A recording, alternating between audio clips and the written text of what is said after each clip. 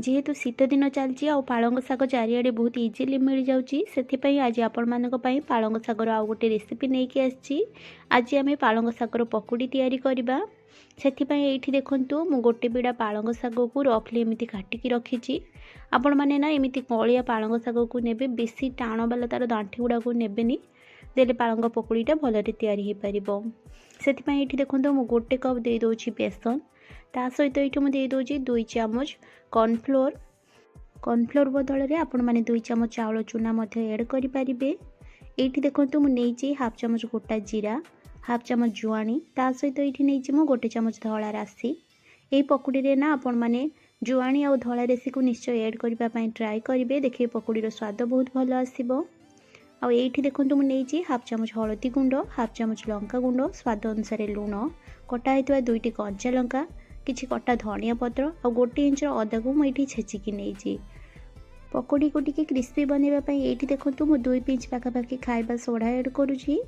एबे आमे परिष्कार हाथ में सब जिनस को ना भल भाव चकटिकी मिसई नबा। ये देखो मत ना टिके बेसन परिमाणटा कम लगुच यहाँ बाइंडिंग होनी ठीक रे से मुझे आउ हाफ कप बेसन ऐड कर नौची। यह मिसेबा टाइम रे आपण माने बिल्कुल भी पानी रो यूज करेंगे जेहेतु सागर बहुत परिमाण में जलीय अंश थाए। आपण माने यहाँ चकटिकी भल भाव में मिसई ने देखिए यहाँ बहुत भल भाव में मिसीज। आपण माने साग को सब बेले काटिबा पूर्व ही धोई ने।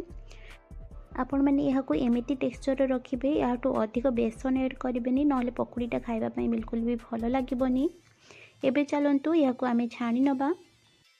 पकुड़ी छाणीपाई ये देखूँ मु गैस ऑन करके गोटे कड़े बसे नहीं से रिफाइन तेल ऐड कर नहीं। तेल ये भल भाव में गरम है मु अल्प किछि बेटर को लेकिन से पकुड़ी छाणी नौची। आपण माने निज पसंद आकार में पकुड़ी को छाणी पारे।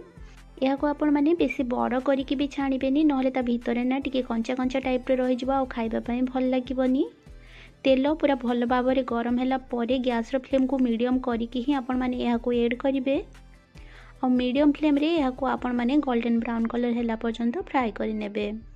तेल भल भाव में गरम हो नथिबो किंबा आपण मैंने जदि लो फ्लेम करके पकुड़ी की छाणीबे ना यहाँ बेसी तेल एब्जॉर्ब कर नब। आ जदि हाई फ्लेम करदे ताले ऊपरटा बहुत शीघ्र कला पड़ जाओ भितर ठीक रे हे नथिबो।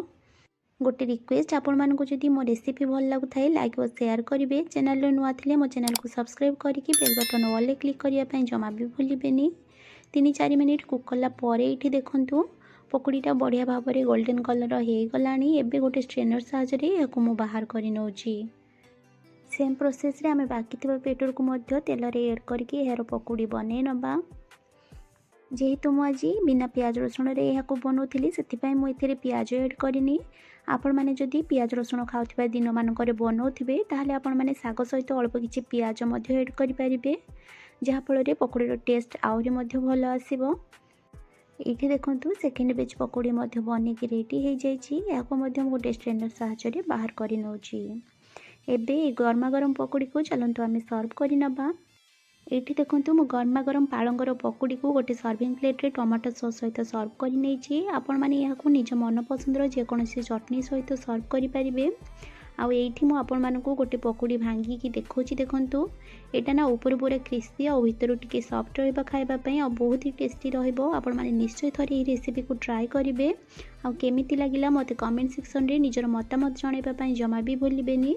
माँ लक्ष्मी समस्तंकर मंगल करंतु यही कामना सहित आज पई रहूछि। पुणी आसीबी आ एक नुआ रेसिपी नेकी सेते बेले पर्यंत स्टे सेफ स्टे हेल्दी। जय माँ लक्ष्मी।